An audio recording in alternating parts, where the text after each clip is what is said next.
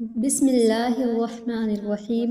حضرت ابو ہریرہ رضی اللہ تعالی عنہ سے روایت ہے کہ حضور اکرم صلی اللہ تعالی علیہ وسلم نے ارشاد فرمایا کہ میری امت کو رمضان شریف میں 5 چیزیں خاص طور پر دی گئی ہیں جو پہلی امتوں کو نہیں دی گئیں۔ ان کے منہ کی بو اللہ کے نزدیک مشک سے زیادہ پسندیدہ ہے۔ ان کے لیے فرشتے دعا کرتے رہتے ہیں، حتیٰ کہ افطار کے وقت تک دعا کرتے ہیں۔ جنت ہر روز ان کے لیے سزا دی جاتی ہے۔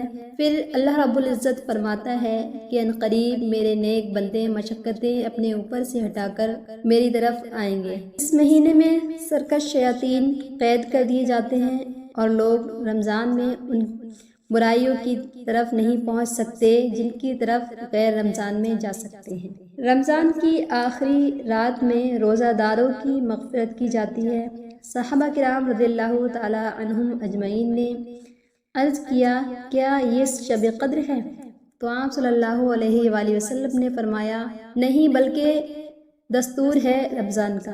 چاند دیکھ کر پڑھی جانے والی سورتیں۔ رسول کریم صلی اللہ تعالی علیہ وسلم جب نیا چاند دیکھتے تو یہ دعا پڑھتے تھے، اللہم اہلہ علینا بالیمن والایمان والسلامتی والاسلام ربی وربک اللہ، یعنی اے اللہ ہم پر اس چاند کو خیر و ایمان اور سلامتی اسلام کے ساتھ طلوع فرما، میرا اور تیرا رب اللہ ہے۔ سورہ ملک۔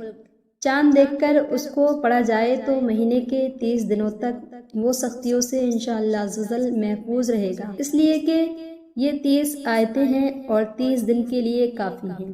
اور سورہ فتح، جس وقت رمضان شریف کا چاند دیکھا جائے تو سورہ فتح کو 3 بار پڑھنے سے تمام سال رزق میں فراخی ہوتی ہے۔